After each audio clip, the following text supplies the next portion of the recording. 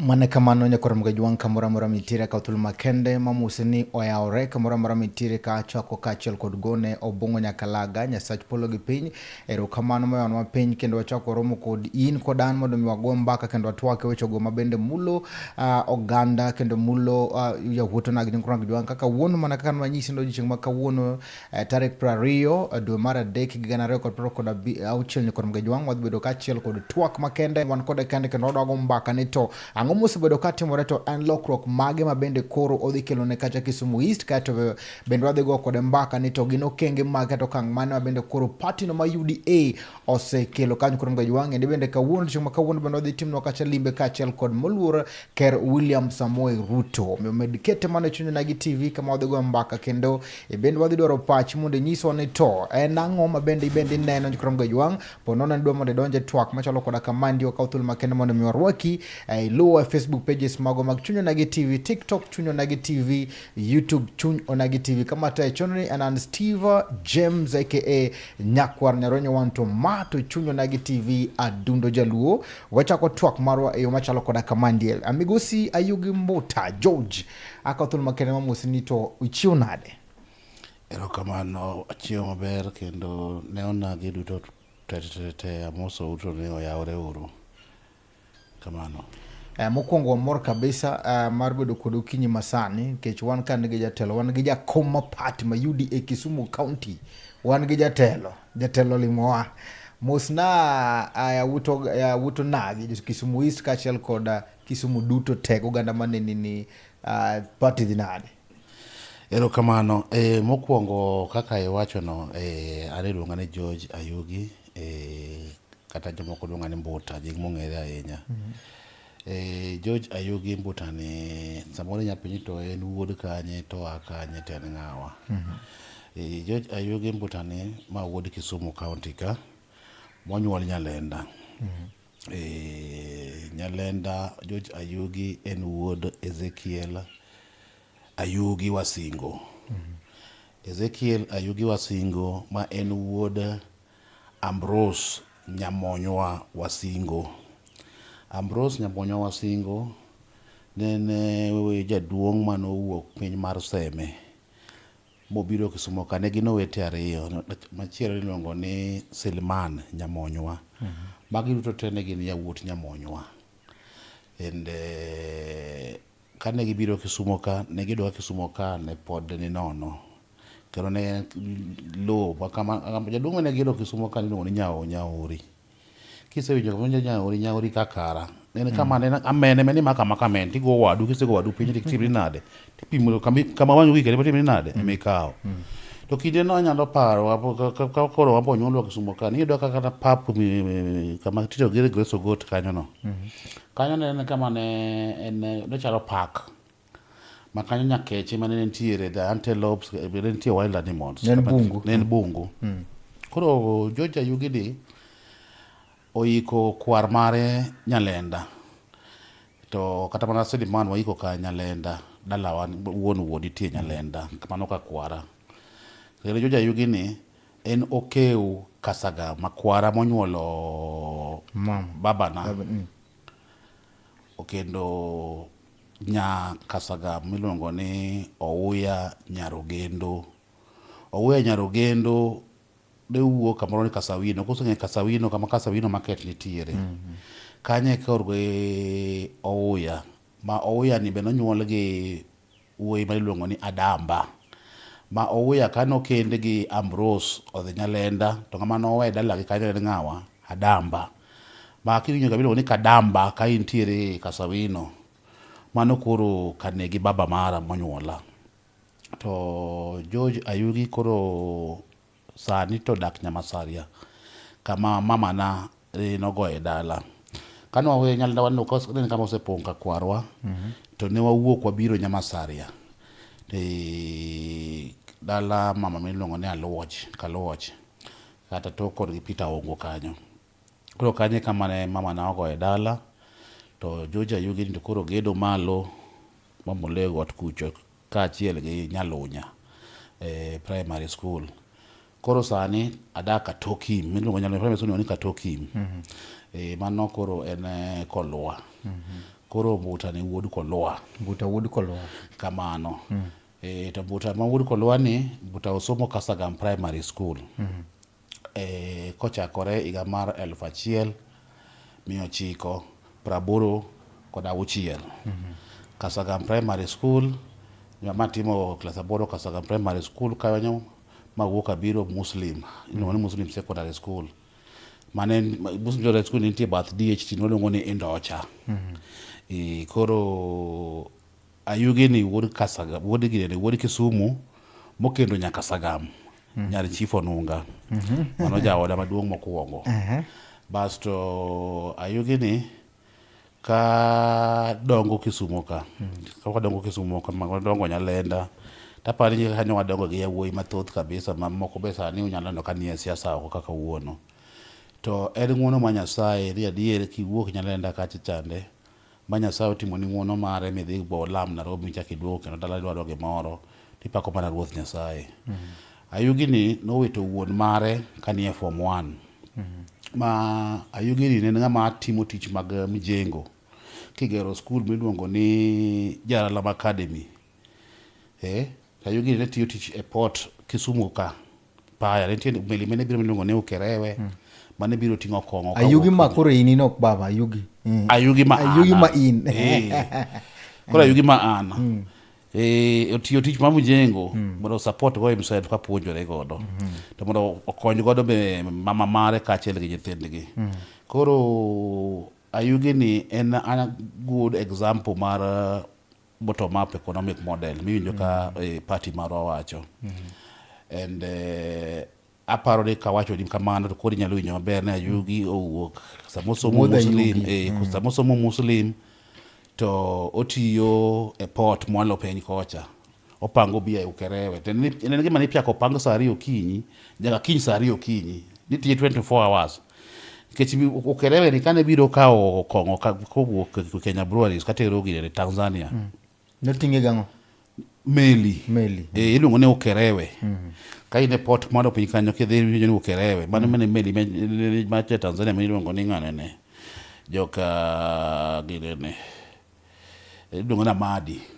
Wuode Sukuman. Nekelo ga meli kanyo to pango kong'o to dhi kocha, kelo meli kanyo to pange mzigo. Mane wuok kadhi kaje kadhi Mwanza.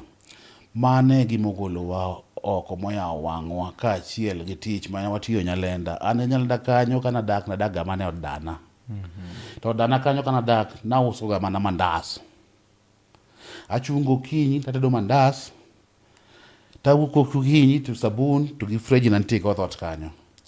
Tatiyo tich mawinjo ni tiyo mijengo kwa gero gi Jalar Academy. Jalar Academy no chake from ground morumo. Temo chulo na school fees kasomo Muslim High School. Temo support nyithiwa duto tema kile nitie miluongo ni Pamela Dhiambo. Manyiso ni puonjori kendi. Anapuonjra kenda. Mane baba natho kane form 1 ma kano ken ng'wono ma Nyasaye. Taparo ni ndiko en wach mopogore kabisa. To somba to soma kenda ma atimo mjengo, atimo ang'o, atadhi school. To support go mama bende. Mama na en mama mane owuok a very humble background. En mama mane uso rech miluongo no budi. Mochako ko ayo budi to dhi Obambo. Mama na uso nyaka changa. Kaachiel gi mama muyu mama babo yene Nyalenda kanyo. Mama no wuok to dhi waro changa. To riba bo wiro pikelo watema uso Nyalenda kanyo. Ma Nyalenda gi ng'e stocha maber. Mokin wendo Nyalenda. Okan wendo Nyalenda. Ging'e maber wige ni Mbuta en adiera ni en wuoyi modongo. Koluoro Nyasaye ma chung saa 7 tiro to lemo nyaka okinyi to chedo mandas to ringo dhi e tich tiyo tich to support go family margi. Koro marwa ni oken nyalo boken teko to nen kuom ng'wono mar Nyasaye. Koro ka Nyasaye otimo kamano tadier Mbuta benyori ngodhi oko motimo kibarua. Ma Nyasaye otimo ng'wono mare ma Mbuta mokwongo chung Nairobi Kibera. Kwe ward miluongo ni Sarang'ombe ward. And that was in 2007. Makata king'iyo samane TV station wuoyo about the dark hour in Kenya. Post-election violence 2007. Tipo no Mbuta no chung matek kaachiel gi William Ruto ka kedo ni Raila Odinga in 2007. Mbuta ne omak nyaka. Winjo. Moket nyaka iye. Ma kaponi no ken William Ruto mana ogola e jela. Tapani samoro ko en story mopogore kabisa. Adieri kano makwa during post-election violence, no koni wane jok maniti mangoma ne kelo fujo. To no ken fujo, ne wa dispute election, nikech no fail ni whatever, gimana timo no nyal timore, nikech no ko mama ombolo. Koro safar ni ok en safar mano wuok nyoro, en safar mo wuok, wachako safar ni 2005. Kwa dhi miluongo ni kija paro banana gi machungwa. To ng'wej ni waseringe ka achiel gi Raila Odinga, ka achiel gi William Samoei Ruto, gi team ji duto te. Man ng'weja wuon ma chako ng'wech Kibera. Nitie ward miluongo ni Sarang'ombe ward. Sarang'ombe ward ni, the flag bearer was myself. Ka wadhi nomination, ma yombo ya wuoi duto te. Apaga ng'wen wachungo Kibera.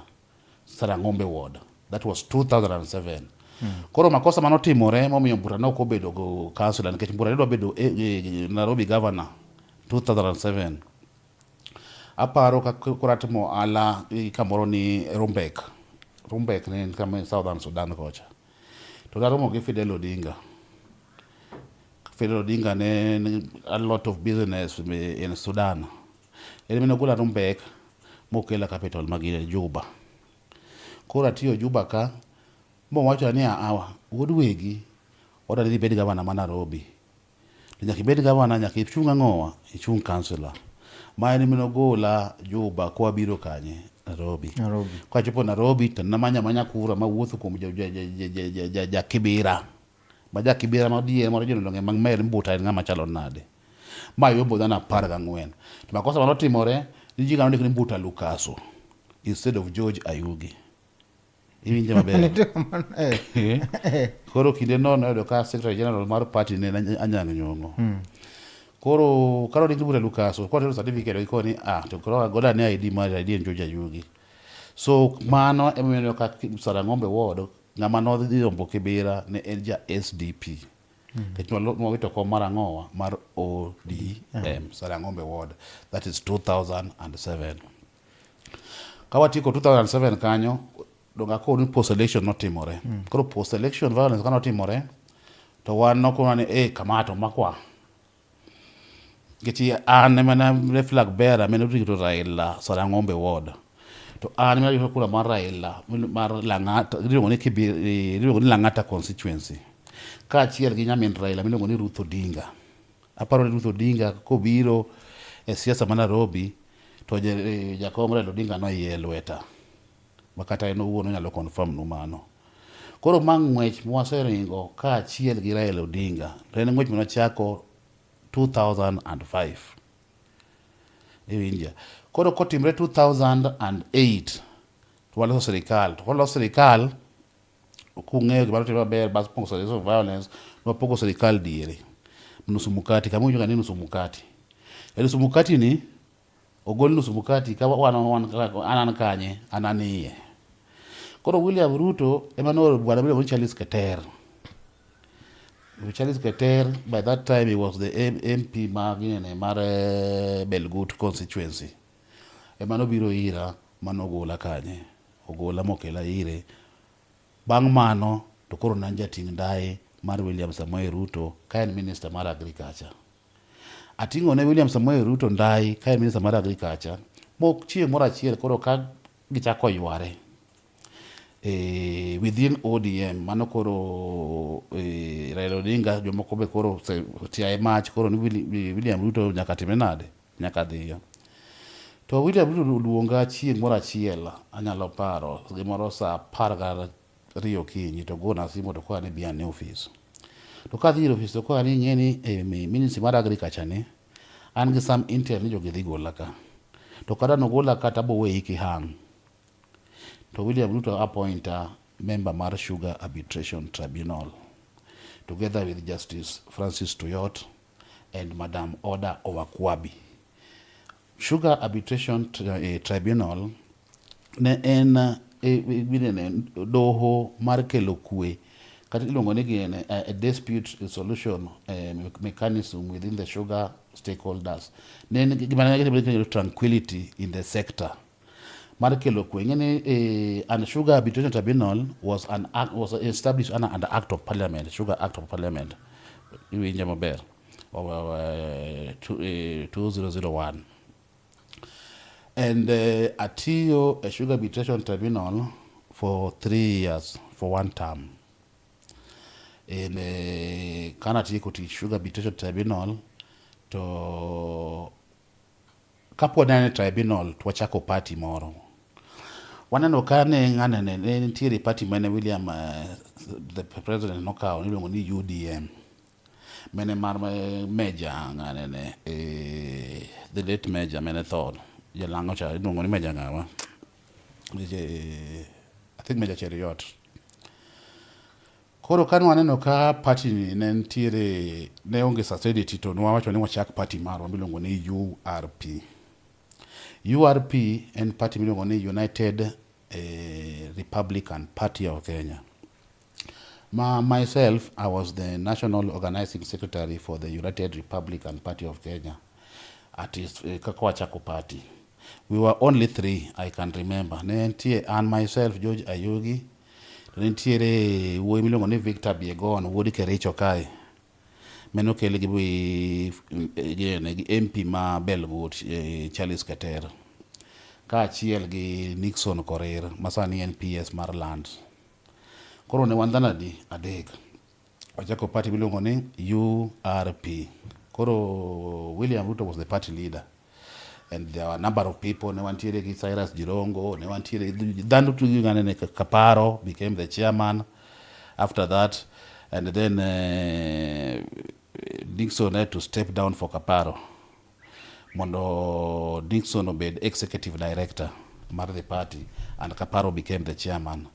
And then we had the secretary general, who was by then the Muteti came later. This Fred Muteti. And then we also had Leah Ntimama, the daughter of former minister Francis Ole Ntimama.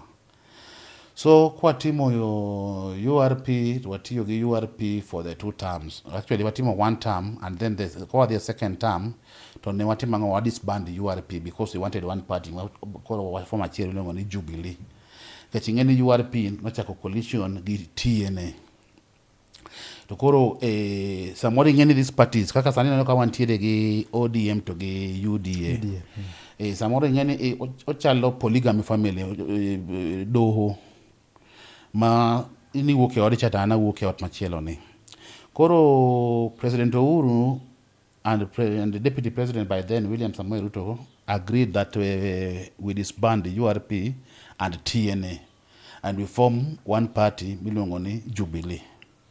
So we worked in Jubilee there, and then we also thought, kata kawa ne Jubilee kama, do we need to have our other vehicle, ma in case mkechingeni do samoro weche bag niga. Koro wakono jatelo ni nyaka wabedi party marwa. Tuachako party miluongo ni PDR, Party for Democratic and Reform. And this Party for Democratic and Reform, nochake kebe kendo gi ji adek.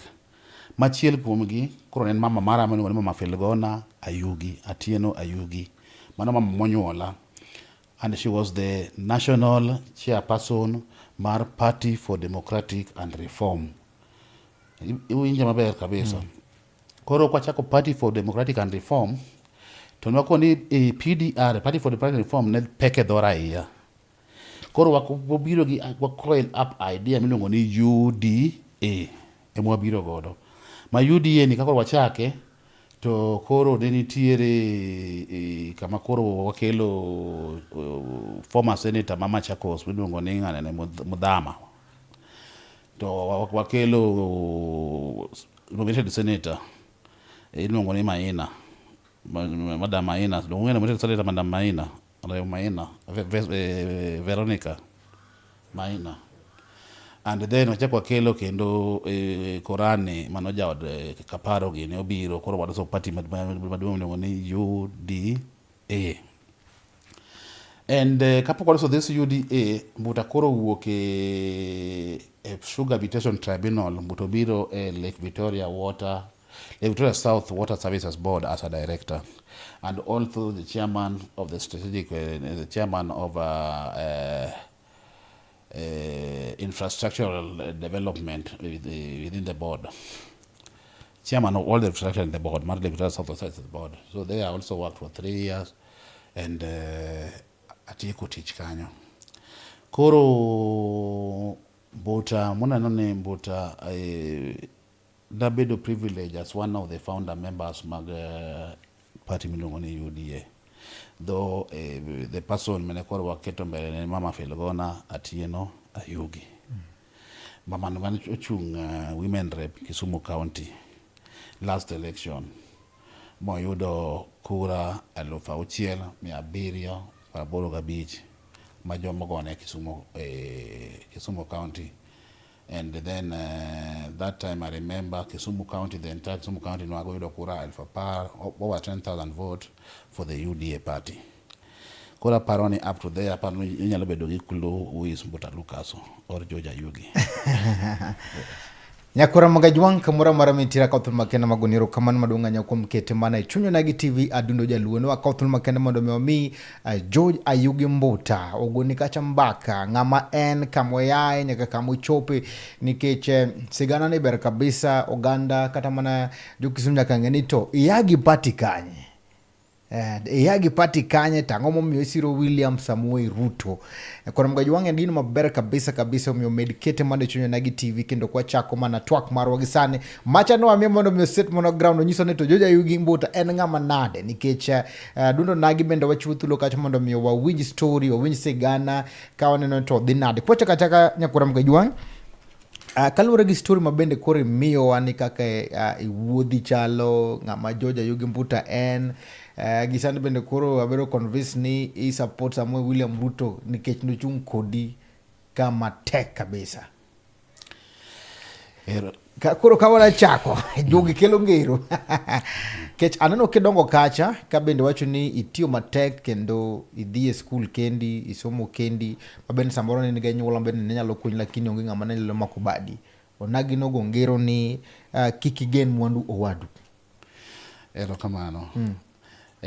Kake wacho no yeni mano timore no pod timre nyaka uono iyudo ka samoro an gi nyalo to nyathi owadwa moro samoro ok dhi skul kata samoro ndo kech to yeni dier mako wadu samoro ok timi nade ok muone nindo an kawinjo kaka nasomo kenda anasomo kenda and nen nguono ma Nyasaye. To mana miyo yudo ni kana makosiep to na makosiep matek kabisa kane yudo William Samoei Ruto. William Samoei Ruto ngama no introduce William Samoei Ruto ne Raila Odinga. Raila Odinga no introduce Raila Odinga ne Fidel Odinga. Fidel Odinga was my personal friend. Kawa dongo kawa tindo ni kawa ntie Juba and all that. Maene mino gola ko chamokela odoka Kenya ka. Moyel wetu won mare.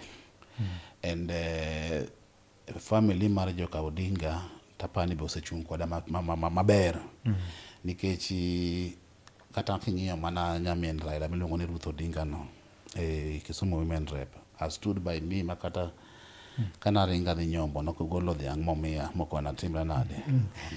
Erokamano koro yomoda ngadi mundo koro adonj kore twak masani George Ayugi Mbuta kacha bende koro chung kacha odoro kacha MP ma Kisumu East 2027 nani ngwech mabende Uganda luka tamana ya wood Kisumu East setemo kadwaro to chal kagima gini okageyode ibiro kande kachel kod party ma UDA kendo dwaro kao komno mar Kisumu East nyiswa ni to lek mari mabedo bunge ma Kisumu East no chakore nade.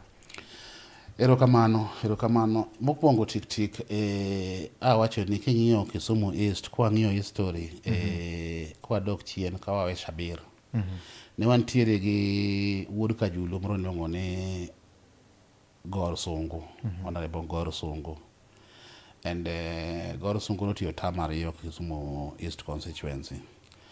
To kwa ng'iyo ka Gor Sungu ne tiyo nitiere a few things minyalo kwano ne Gor Sungu notimo 1 2 3 and Gor Sungu ne nitiere gi chuny mar ja Kisumu East constituency at heart.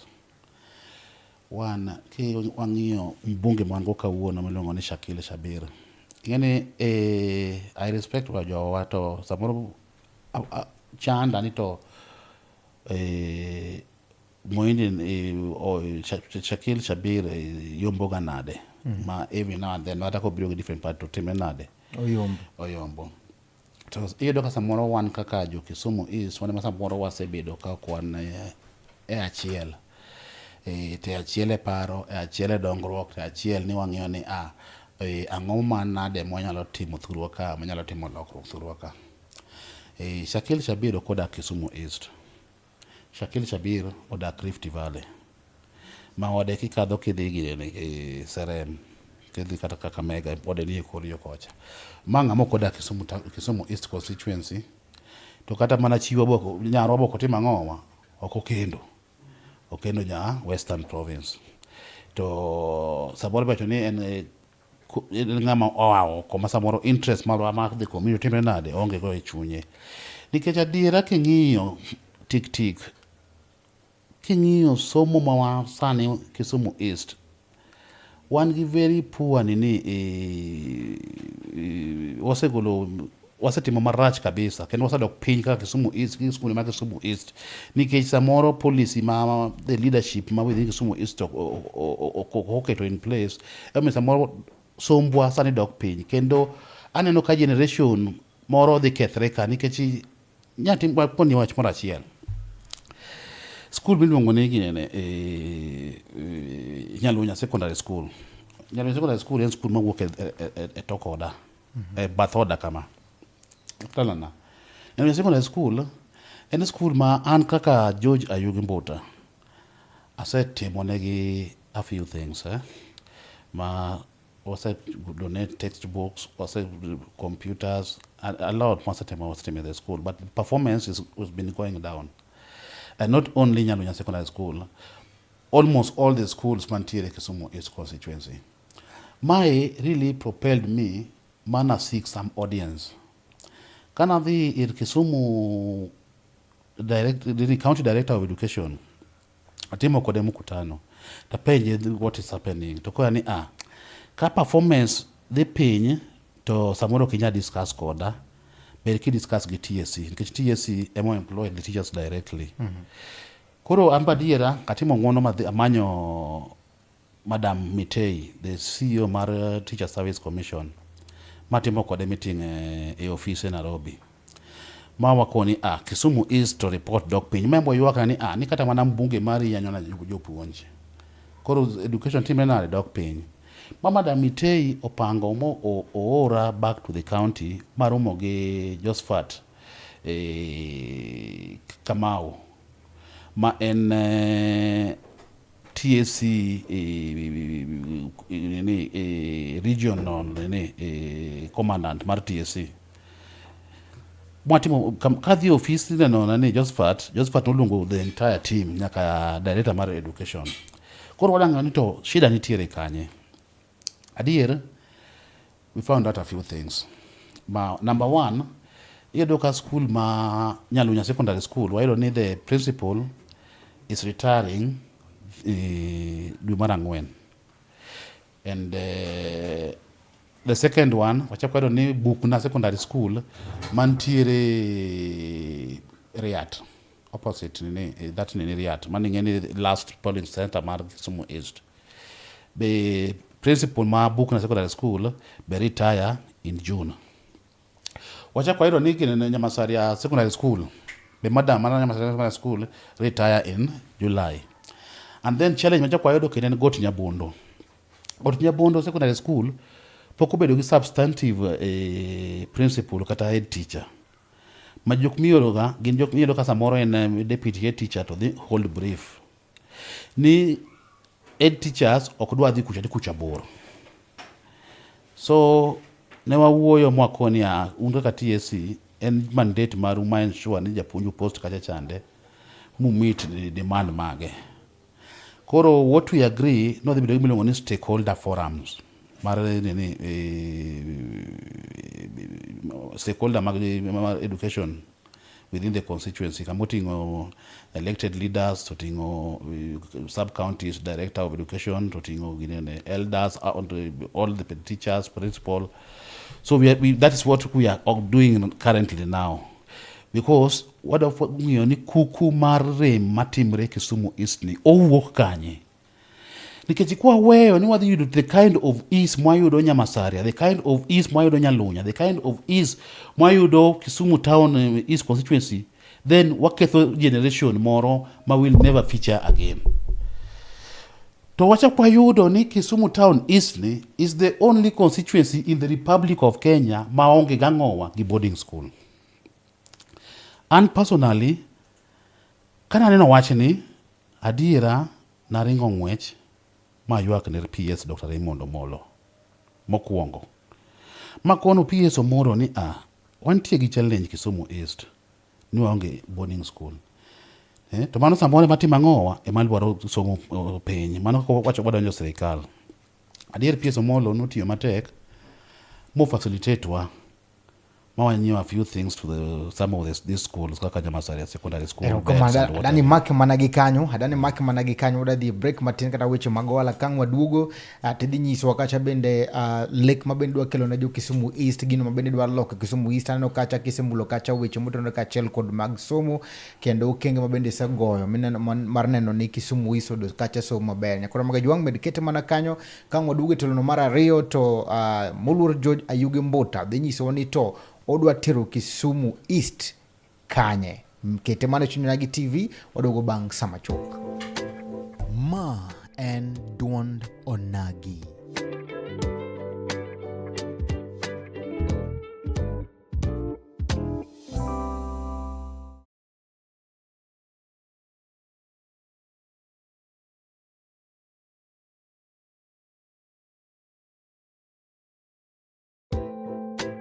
Ma en Duond Onagi.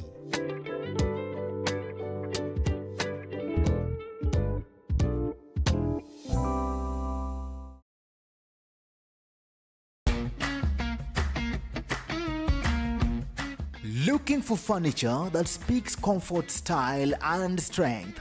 Welcome to Kolweny Furniture's Kisumu, where quality meets affordability. From elegant sofas to strong beds, stylish tables to modern cabinets, we've got the best furniture to turn your house into a home. Enjoy great prices, long-lasting durability, and reliable delivery services right to your doorstep. Why settle for less when you can have the best? Visit Kolweny Furniture's Kisumu today. Call us now on 0716-520-294. Kolweny Furniture's Kisumu. Built to last, price to please. Ma and Duond Onagi.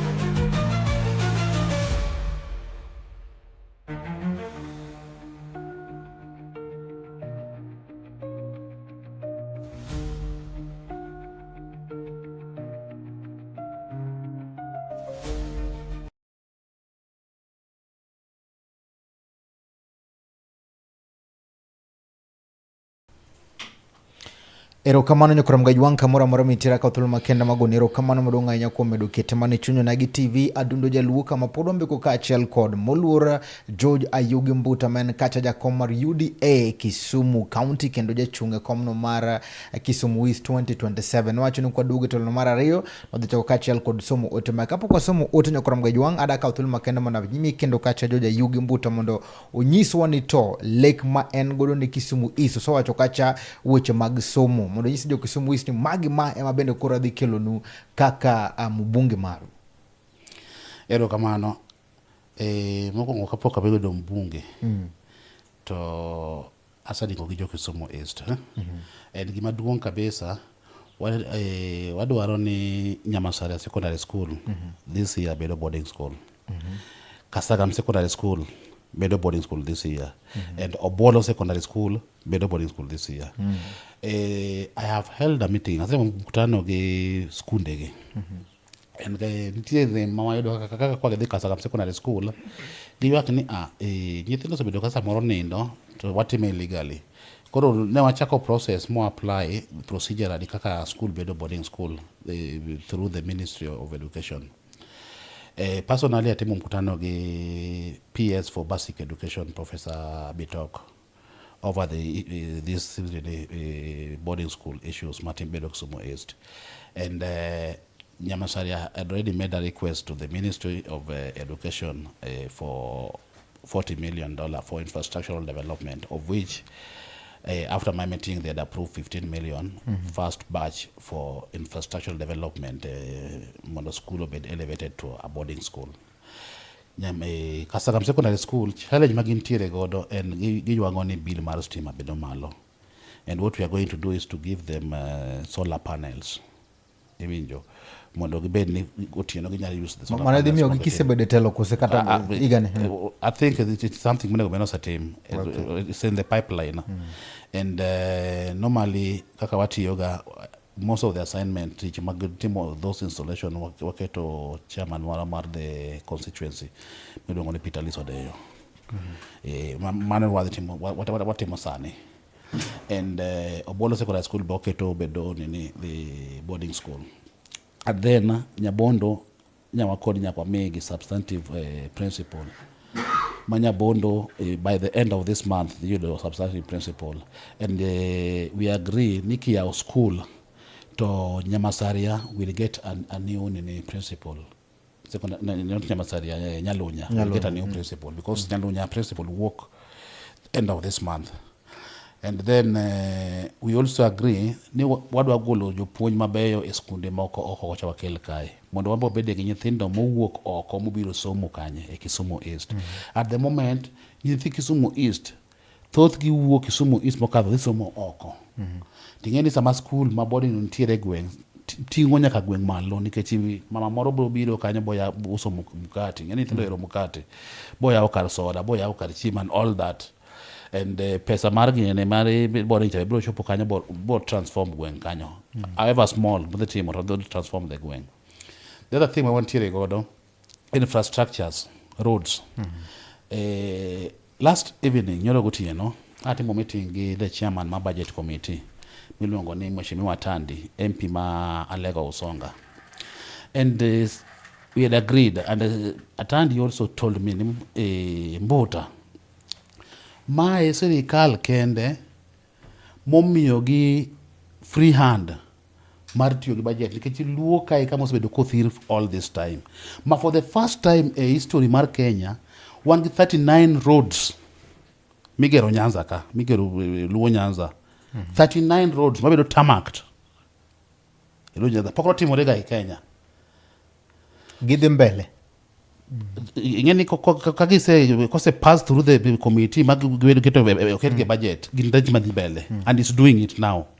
We penji ma kapok dhi mbele gino mabende wacho ni wayudo kacha iro pradego chiko bende koro igere Nyanza kandi en gima oganda mathoth bende morgo to nitie jogo mawacho ni oketgi lakini koro chope time ma samoro ok dhi mbele. Let me just mention a few madhi nyime in Kisumu East.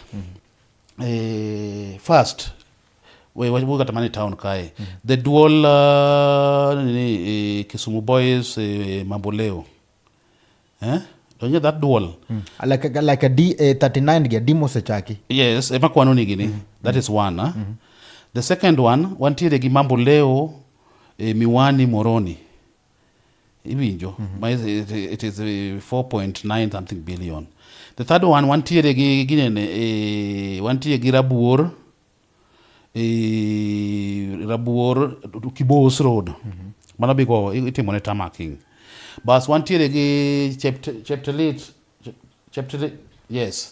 to gi ginene gi Miwani road mana awuoyo e Kisumu East yeah. Ibinjo last time kajo Kisumu ne odhi romo gi ker e ot maduong' for State House to nitie a few things mane jo Kisumu kwayo ma omiwa jo dalawa king'iyo Akado Polytechnic mantiere Molem chande it has been elevated to TVET. King'iyo Riat Technical it's now a full university ibinja king'iyo ginene Kisumu Polytechnic nitie infrastructure makiwacho ni jo Kisumu East nokwayo nyaka gi mbunge mokwayo masani kose jo unu kaka jogo maneno ni Kisumu East ok dhi maber uno manodho kwayo wane mene wadho akwayo nikech meeting mano luongo ne mar jo Kisumu ne leaders mar Kisumu to nok aneno ka ginene the sitting MP ne nitie that meeting noonge mama gune mokwayo mago wane mwakwayo madhi nyime sani to sama gikelo gi your leadership yes to sama wuoyo kodi ni wadwani yo mawuok ginene mawuok Molem to dhi Ragumo to dhi Angola nyaka Rabuor mano bed tamak yo mawuok Nyamasaria police post Dubai complex to dhi lando uko to dhi nyaka Kibos mano ang'owa mano lam iwinja there are so many lamps madhi bedo godo the infrastructure mo bedo godo king'iyo SGR makoro wabedo go sani nyakoni ni gini en gima pok notimore onge kwarwa moro mano neno gino nikech the last reru mano gere mano biro Kisumu kane 1901 or 1902 to gini koro biro wabiro gono ni SGR kata speed otimre nade opogore sama SGR igere gweng'u kama mabiro nyaka Kisumu kiweyo development modhi kele gweng' kata mana compensation land compensation mimiyo jowa along the jo magire ma reru kadhe puothgi and a very good payment so many people are going to be compensated jomoko be mtie mosachul iwinja so en total transformation madhi timore Kisumu East and I'm telling you ni by the time Ruto will be finishing his second term to Kisumu East will be something very different and will be a kind of a development mapokonone weche mag thieth to idhi timo nang'o erokamano mokwongo ntiere a few hospital king'iyo kaka Ragumo dispensaries igeni wantiere gi yedhe ma sirikal chiwoga kaka mag cholera through the Kenya Medical Kemsha malaria michiwo chwano noge mago things ma ka in gi good rapport with the board then this thing we're supposed to go and get them kel ne jogwengu tingeni ka in un gi leader ma onge gi good rapport gi sirikal ma onge good rapport gi jogi to ma onge gi pek mar jo Kisumu East e chunye to mane omino ka jo osebedo ka pod chandore nikech marwa ni en ni ng'ato ting'o mogo bandi achiel obiro go samiyudo liel ok en gima rach culturally wan kane ng'ato tho to iyudo ka ji ne golo chiemo miechgi to biro tichamo dala kama liel otimre ni nitiere gino ma oganda moko wacho ni aringe abed maler to kech okaya kusayieng to wuotho ndisenjo gima wachore kamano mano ti wacho lakini ingeni mokwongo gima nyaka ingeni Kisumu East constituency in town yeah and in town ma ok en ma jo Kisumu East kende modake wantie jaka gi jodak mowuok kuonde mopogore opogore en kaka ing'eyo ni gi chik mar Kenya ng'ata nigi thuolo mar dak kamoro amora e Kenya kae kendo en gine mar sirikal nyaka keta kwe mondo ji obed gi joma timo dongruok gi joma gine nyalo dak maonge ng'ama timore nade mochandogi sani no kawan gi challenge kata mana insecurity manye wantiere godo tingeni gi kokwa timo kokwa bet mo engage jopiny what bedo gi stakeholder forum mwang'eni tuo mar gini en wuok kanye kuku mar gini na insecurity ma wantie Kisumu East ni owuok kanye apani adwando go wero kamano kabisa ne one of us ma iluongo ni ng'ane Audi Ogada. I've been working closely with Audi Ogada and Audi Ogada has been really helping us in restoring peace and stability, not only in Kisumu East, but Kisumu County as a whole. Yeah, koro jakobe gi jotelo mabe nyaka be nong'e jogi, uromo gi jogi, uoyo, upimo paro, bed the police, obed the local administration, all this. An gi penj ariyo Kisumu East kande ka to bende watika twasomo kacha pach japiny. Achiel kuom gino mabende samoro kelo rach mar arita kwe en nikech ojende ok osebedo kimiyo gi gino mabende ginyalo timo mondo miyo gimbe giyud yuto gi e yono makare. In kaka jal mabende koro samoro ponono ne yudo komne kaka idhi ilare ne 2027 lek mane mabende in godo ne rowere maneno ni gimbe giyudo kata gimbe gibedo part mar sirikal mar. Erokamano, ing'eyo mokwongo tik king'iyo sani mowuoyo kodi ni adwani lek mara kik bedi kabedo mbunge. To kaka sani nikech adiera nyawacho ni ma sirikal ma wana mwaloso and ma sirikal ma paro ne wuon piny ang'e maber kabisa kaka kona seng'e molo higni 20 en ng'ama sodago kata mana oko kinde mane nigi cases mag ICC ka nadak kode at the Hague throughout and whatever kora ng'e kaka gimonyalo timo SGR mabiro kane adwa kwa jowa duto te vijende nikech wadwa ni watin wase wuoyo gi the local administration to wase wuoyo gi wadwa ni wuoyo nyaka gi the DG mar Kenya Railways mondo wane ni jo wuoto ma Kisumu East majority of them are absorbed in the project madhi dhi nyime ni mano mokwongo. Mar ariyo wadwaro ni sani ing'eni adiera sirikal ndiko gaji mathoth wasebedo ka wan samoro mane wago siasa mopogore mobalo gi sirikal mane obedogo to mae sirikal marwa masani winjowa wan gi ite jowa tije milandogi kik waweya ni waling ni samoro wanyalo ringo ni wamanyo minister kata wanyo PS mane miyowa gini let's apply them. Ing'eni tich bedo mayot ka wang'eno ka jowa apply kata kori gorie kucho ing'eni ajowu be nitiere kanyo mondo wambe jowo bed absorbed. Sirikal ni ema employ dhano turi king'iyo jirende kaka jolang'ogi iyudo ka thothgi ni police ni jeshi ni everywhere. Mamano gima idhi miyo rowere ma Kisumu East. Yes, that one is something and I've been having for the last over 1 year. I've been having town hall meetings with not only Kisumu East but Kisumu County, Nyakaseme, Nyakamurono, all over because I'm the chairman of the ruling party in the county. So we've been engaging them and telling them, ngeni en puonj ma nyaka wapuonjre. Ni gigi biro to kik walinga kik bede ot ni beta ni gigi ongo ngabo biro go lie ot wuog oko. Apply. Iwinjo. An ki apply tambe in qualification. Ibedo shortlisted to nyaka wagore ni nyaka timni nade idonji.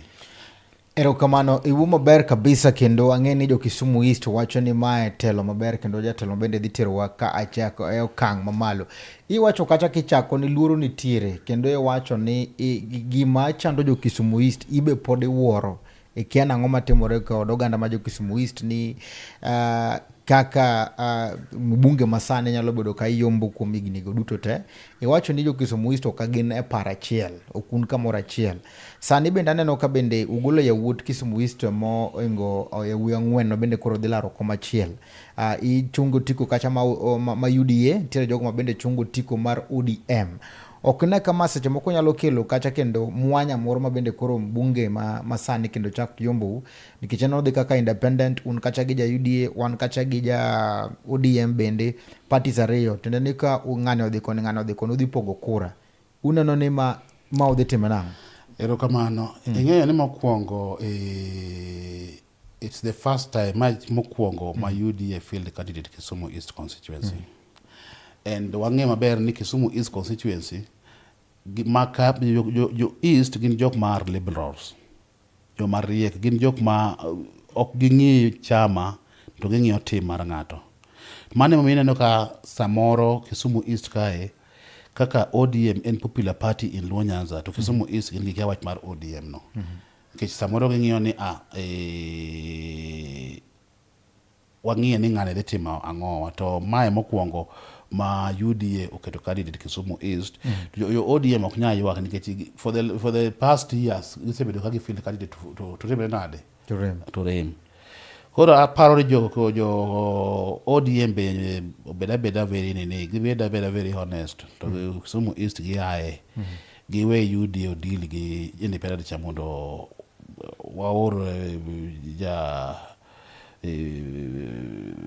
the current MP dala mondo wabedi gi new leadership mondo wabedi gi experience change of leadership ni ngacha nyotiyo kamata ma otiyo nade penjo ina chiela ariyo jo Kisumu East kata jogo mochung nitie jogo mawacho ni wan watero Shakir Shabir dala nitie jalo mochung ni ana chung ni kech adwa kelo change ka samoro giwacho ni wan chung mondo mi wakel lokruok ma Kisumu East ka opo ni jatelo masano ok timo maber to waneno ko samoro ganda jo Kisumu East naro kamoro achiel ket UDA gi ODM en gimoro achiel wane buruburu sirikal bende oneno ka mbele kacha nyalo bedo piny kaka oganda ma jo Kisumu East mondo mi ugol thuon achiel.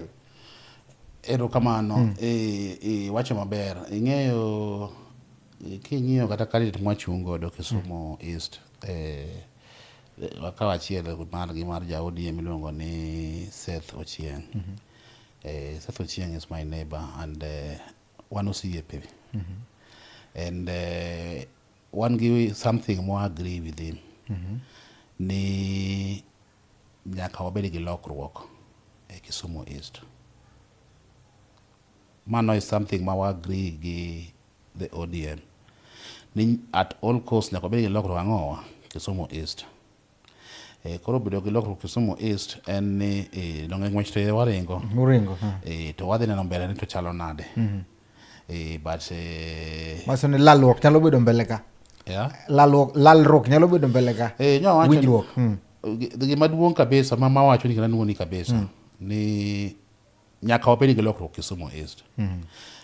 Enana ni gima samoro ok wang'e maber ni to ODM be certificate gidhi miyo ng'awa ing'eni gidhi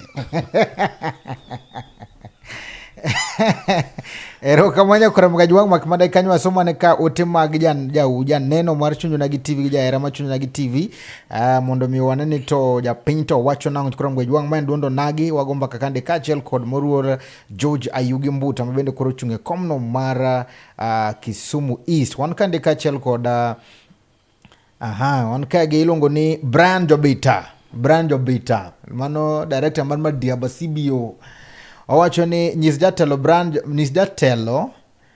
ni Brian Jobita omose dako manya koso kodwa kucha ero kamano Brian abro manye kawuono wele kawuono mbo pingo serikal no Brian obrajo kawuono. Brian was supposed to be our chief Nyalenda to konaka nigi delays does not mean denial chal no ywak ni chal ka gimo winye bro pange maber ko nigi ne dhiang'e lach ero kamano wan go tale press wacho ni ng'ise Kisumu East wang ni ja ODM makao maen Seth Ochieng Kanga 2027 pana kana wacho ni cha Seth Ochieng Kanga mano wadwa and ingeni Seth Ochieng Kanga bukonya biro ma kokore no laro gimoro ena ni kama nyaluo nywa luore ni samoro gi wuonde to gidhi miye certificate samoro gi wuonde samoro gi wuonde to gidhi time nade ok dhi me maimbe Seth Kanga ne ma pek matin kopono dhigi tikusa ngama pek kanyo ngami neno ni nyalo ing'e gima timore kechi peke ground UDA be peke ground ing'e gima timore awacho ni kana nuoni wachi ing'e ni Kisumu East is the only constituency in Luo Nyanza mane President Ruto oyudo more than 6,000 votes in all the constituency in Kisumu in Luo Nyanza. Kisumu East was number 1 and agone jo Kisumu East ero kamano nikech ne wawuoyo kod mwak ni miwauru kura to ne giwuok kod tema nya gimiwa kura 6,000 gi bathe mene wayudo Kisumu East alone kiwe kura 10,000 ne President Ruto oyudo Kisumu County 6,000 was from where Kisumu East constituency. Koro Kisumu East constituency is peculiar. En kama opogore kabisa kendo kae kama lokruok mar luo ma koro wadhi bedo godo manyien. Kata mana duyi nada nodo yado mana UDA msibabede serikali di nya wacho ni gimoro achiel kata nuni kabisa ni kane wane UDA gi kane wane TNA gi URP samoro ngani odcha kama okadwa gimoro ne ya ni kiny ka Ruto sabedo president koro uchak ngiyo ni ma jodi wabedre gimoro achiel wabedre otachiel an kwayo mara ne onagi Ruto te ang'eyo ni kendo en dwach party leader mar ODM miluongo Daktari Oburu Odinga ni waduto te wabeduru e bwo William Samoei Ruto e UDA. Erokamano wan gi Sondu Press wacho ni hello jatelo awinji maler an gi ng'ato nyathine no riembe school fees Bunyore Girls inyalo konyo chop ka PS Omolo konye nikech oriembe sama gidwa timo penj. Mano Sondu Press. Wan gi Hon Barak Sultan Odhiambo wacho ni mano wuon chama adier much respect Jakom. Erokamano. Wan gi Combex Alphonse Boyston wacho ni kawuono eka ayudo ng'ama ohero president from the word go. Mbuta is President Ruto Damu. Erokamano. Winjo sigana kami chake go. Then wan gi Boni Trevor Ndede wacho ni Mbuta wiye ler sani wadhi yiero leadership and development oriented fellows regardless of the party. Erokamano. Wan gi Peter Lisode wacho ni tich ler. Erokamano. Mbuta wayie kodi. Erokamano. Mano Peter Lisode mabende tiyo kacha tich matek e sekta no mar mond liete. Erokamano. Erokamano Peter Lisode. Kato wan gi Bra yo wacho ni Mosna Mwesh agoyone Mwesh erokamano maduong' kuom bedo ni osechung kod groups both ojende Kisumu Eastern kaka secretary mar Angola United Youth Group. Agoyone erokamano mar Shade mane okelonwa pongezi mogik ne o promise achiel kuom dayo moro ni odhi gedo ne be wanyalo miyo wa report mar wach dayo no #Ruto 2-term Mbuta Kisumu East manyien Akoth Katharina Kolwa East manyien. Erokamano nitie mama mane nowacho ni ode nowang' or something notimre ne ode kan Angola. To nyoro nyantie kamoro ni Kadiju ne East Kolwa. And the same thing pop up. Negin menari yontie mano mawuok kanyo to gi mawuok Angola no. And normally gima watimoga kwa sekonwa gedo ni to we normally like wa follow ni chain nitiere kaka mine moko kama mama Angola ni to Pitalis is already on it. Yesterday so because ngama jagedo ilongo mama gero video sute tijino wamiyo ga Pitalis ma handle all those work and kono wadwa ni or may another 2 weeks it's something that is going to be sorted out. Nyawa wacho kata kadi yunyoro to wacho no chako wacho nyocha last week nantiere Obino Obino ya be the same be me mama the same problem be nyawa keto that chain ke generally ido ko gero kute adek ang'wen in a week tomo gimeno katimre ni pokro timre piny Luo mineo mathoth ido ka samoro onge udi dichuo no tho we kinene iuso lo puonjo nyathi bende okadho nikech somo man tiere piny ka nyathi chaki uso lo nyiewo pikipiki lo chako nego ni nyathi kendo so nyaka wabedru piny ma wa reason together mwang'eni wanyalo konyore nang'owa. Ano ka kijana no wacho ni grube bende support kacha maber kabisa mago jende. Erokamano ojende to wachungo mathoth kabisa nikech king'iyo the 5 wards Montigo Kisumu East, that is Kajulu, Kolwa East, Kolwa West, Kolwa Central, Nyalenda and Manyata B.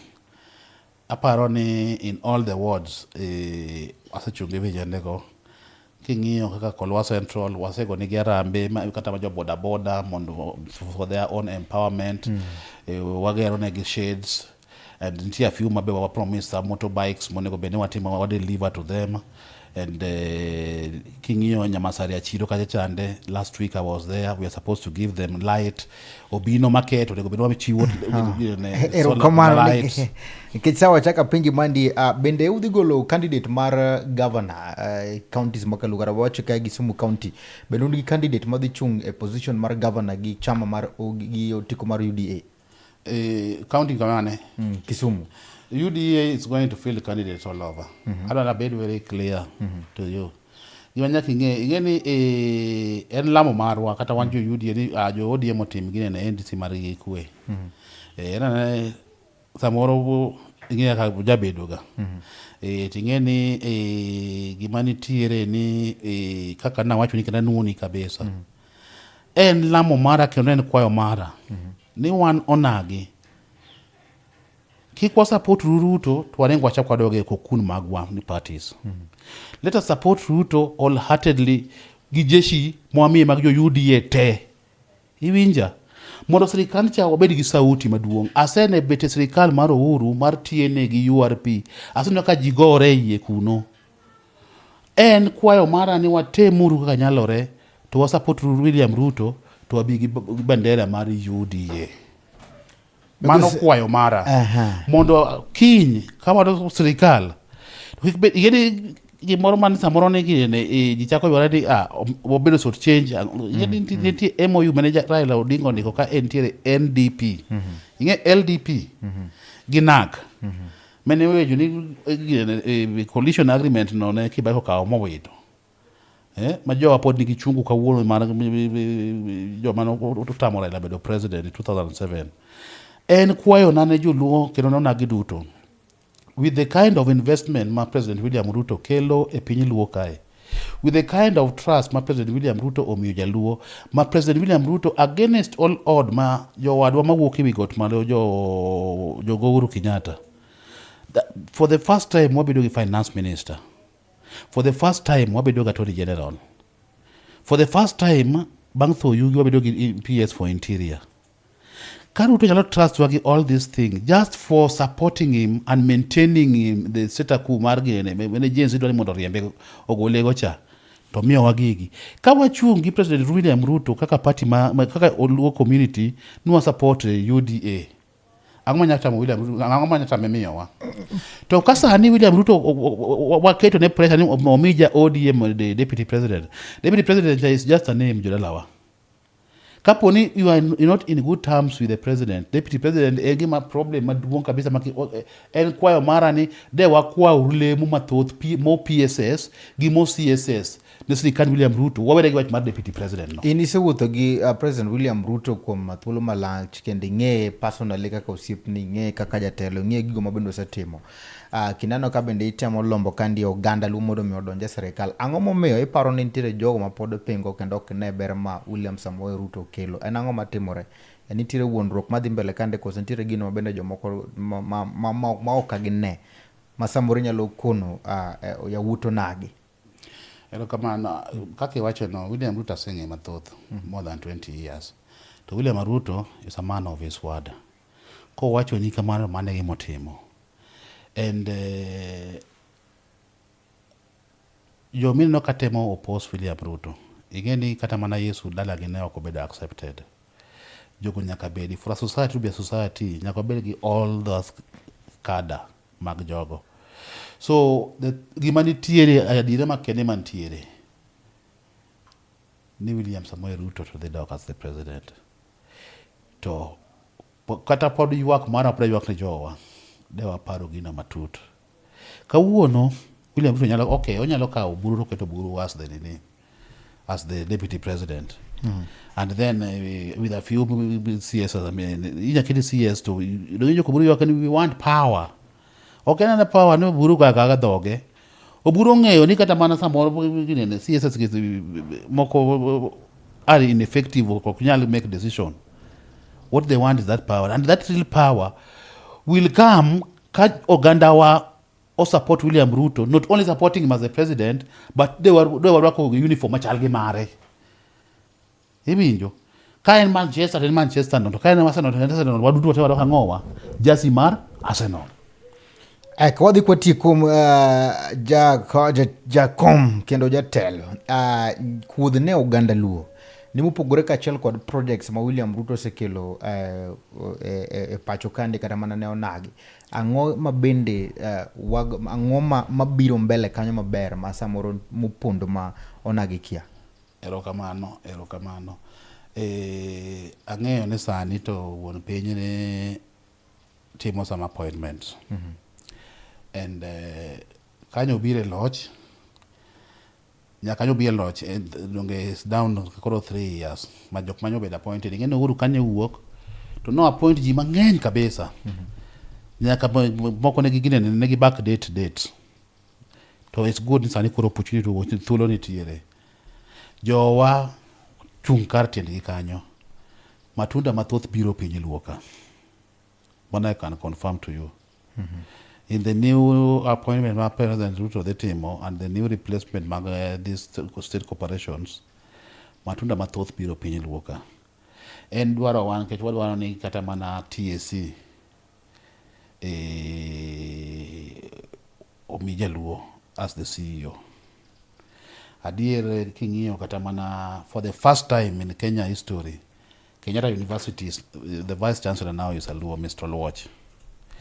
And for the first nitie moko mawuok ok ber ka preempt but kuda manyalo kudore but king'iyo kata mana NTSA my brother Nation Jakadem nyonena kokawo the director general iwinjo and sani wan gi a number of boards ma wadwa kata jowo donjo nyaka Kenya Port Authority Mombasa kucho bed ni pin directors mag board koro gini patch president koro ok ber kiwache gine but the community or stand a better chance give President Ruto in the new appointments ma odhi timo.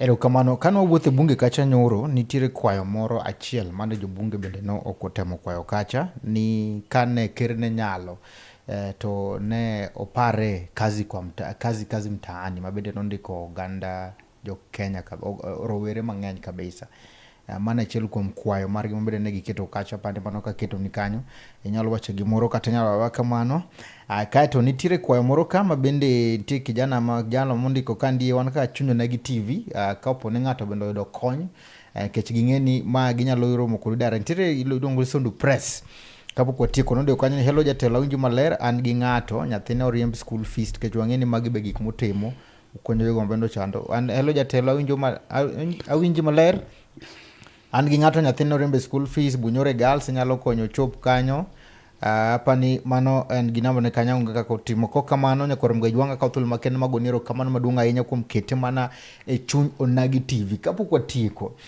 oganda wacho ni jo deputy president ne wan gi ng'ati moro kandi mokadaluongo ni wacho ni kopone ochuno ni nyaka wami Ruto deputy president to wamiyo mana japati koro wamiyo mana peace Raymond Omolo erokamano igeyo gima timore gibotimore kama wantie kawuono pok notimore for the last 40 years ngechi for the first time wadhi the year without Baba Raila Amolo Odinga and PS Dr. Raymond Omolo sulwe mare ler adwa ni winjo maber kabisa and en achiel kuom jogo ma wuon piny ni geno kuome nikech en ng'atno mobolore ingeni PS Omolo kata chwanye ok ibingene chwanye en kata weyi to kibingeno seminade we ingeni kiromo kode onyiera en ng'ama timre nade onyiera mane leadership madwaro aneno William Ruto ka wuok from nobody just a mayor MP for Eldoret North constituency to bedo president he had the same resemblance apani kana iko mama na Jamasara primary school I made the statement and I saw it mana koni Dr. Raymond Omolo ni kokung'ie maber this is the next kingpin ma joluo the Luo community ibinjo dikech bolruok mare no an advice Dr. Raymond Omolo ni obola e bwo President William Samoei Arap Ruto anang'e Ruto ka bedi Ruto nyalo dhiro nya konye dak were tang'e bwana no obeda kaka obetno to bedi gi chuny ma entiere no to meet people across kiko yier ng'ata all people star mare obrodhi mabor ng'atno biro gete William Ruto nikech William Ruto sani bende after 2027 William Ruto will be now irrelevant nyaka koro wabiru ng'atno madhi kawo kuom William Ruto to adiera mantiere waseng'iyo wasego tarubino mata wacho to konego bena wache ka wacha ma Onagi within the fraternity mar jo UDA. Dr. Raymond Omolo no is the star. Ma samoro ka waneno ka samoro jomoko goye kendo igoye dala gi kocha, to wakoni samoro en koso ng'eyo. Nikech kama ochope cha, ing'eni by virtue of his office, en e PA mar wuon piny. Iwinja? To kiyudo ka ng'ato samoro wuok ni goyo Raymond Omolo, nyocha neno ka wayudo liel ka ng'ato ni Raymond Omolo timo ang'o. Ichalo ng'ago president. Ing'eni sami goyo Raymond Omolo tigo mana William Ruto. Ok igo Omolo. There's a reason why President Ruto kete kanyo. O en trust gigi mora ma entigo office kanyo. Koro en ywak mara kendo adwa advice jogo mago Raymond Omolo kaka nyamera ma gavana ma Homa Bay ni kik osok wang' president kaka otimono. Raymond Omolo onge dhoge, to en jatelo ma Nyasaye osemiyowa, oseyangonwa. Awacho ni kenda nuoni an Nyasaye notimo na ng'wono mare mar ng'eyo jatelo kapok obedo jatelo. An Ruto nang'e chon, nanyise ga ni you are going to be the president of this country. Now when it kata Raymond Omolo, I told him this going to be the next president of this country after President William Ruto. Let's give him the support. Gimaduong' kabisa nualamne uru Nyasaye, modong' wawene Nyasaye. Erokamano maduong' ahinya kuom Gajwang' kamoro amora mitira ka thul makende mago erokamano maduong' ahinya nikech sa to jatelo bende ni kandie Mheshimiwa Ayugi Mbuta bende koro dwa mondo odhi otim achiel ariyo adek, wambe wago erokamano maduong' ahinya kuom medo kete mane Chuny Onagi TV Adundo Jaluo. Erokamano kuom ote mageny kuom Gajwang', erokamano kuom thuolo mari mikawo mondo ibed kodwa kande chakre nwachaki. Erokamano maduong' ahinya kendo wago erokamano maduong' ahinya kapok watieko to ponono nin kacha gi ote mabende inyalo miyo janeno mar Chuny Onagi TV ta ka watieko wachimo gik. Ero kapok otino podi kora nitie nyathi moro moriembe skul. En skul mane? Bunyore Girls. Wacho ni somne go ka. No wacho ni hello jatelo awinji maler and gi ng'ato nyathine oriemb school fees Bunyore Girls. Mano ber, bwana nomanya ne Peter List. Tadwa wacho ne Onagi duto te. Ni kawa ng'eno kwa nyal kik watiru nyathi e boarding school. Nikech kak chulo ne nyathi boarding school 70,000 mano oroma, nikech day school I'll pay 5,000 ne nyathi ka nyathi. Koro adhi puonjo nyithindo karibu 18. Koro ma tadhi timo because it's a request, make request in TV for the Bunyore Girls. But watemuru ni mondo kwa nyal twatiru nyithindo e day school ma wakonyo nyithindo mang'eny molo kawo nyithindo adek nitere boarding school to joma ng'eny ohinyore oko. So wa agree uru ni ka gine to watiru nyithindo day school kama kata nitie school moko ma just call make a phone call to nyithindo go wasoma ta chulo bang'e. Asatimo mang'eny kata book na ka a number of schools. To watiru nyithindo school manyalo support maber. To kocho nyako dhi ka nyathi mokadho maber. To this school kaka Maseno, State House Girls, Starehe and all these people, kinyisa chon to arrange gi the school nikech nitie ga donors ma keto we pesa kuno ma nyithindo mochano mok nyalo mokadho ipuonjo godo. En ani samoro en koso ng'eyo wach, lakini nyathi mokadho maber kodhi e nice school to nego beni oyudo full scholarship. Yes, to mama okokadho maber to watem gi ura ter gi day school mondo wakaw nyithindo mang'eny. An gi nyithindo mathoth mapuonjo, mama na gi nyithindo mang'eny mamoko wa inherit koro. To ter thoth gi water gi day school mondo nyithindo mathoth to wayudo opportunities. Yes. Erokamano kaka Chuny Onagi TV wadogo ni erokamano maduong' ahinya kuom konyo nyathino e TV e show maroni kendo waneno ka show ni nigi ndhadhu ikelo geno ne jala mochando ne Sondu Press. Erokamano kuom kelo wachno kendo wambe kaka Chuny Onagi TV mor kabisa kuom medo kete mane Chuny Onagi TV. Erokamano kuom limo wakandie wago erokamano Nyasaye med gwedho tiju mabende utimo maber ne oganda jokanyanam kachiel kod bende uno an kandige wadwa elongo ni Stanoff. Erokamano maduong' ahinya kuom chopo kata kiwinjo dholuo. Erokamano maduong' ahinya ne midusa mar chenro ni Nelson Mandela Okore kuom tiyo matek mar no chenro chopo kumoro amora kawuok e studio mag Chuny Onagi TV nyaka kama intiere. Kama ne tai chenro en Steve James aka Nyakwar Nyaronyo Wanto Mato Chuny Onagi TV Adundo Jaluo Uritu Masane. Ma en Duond Onagi.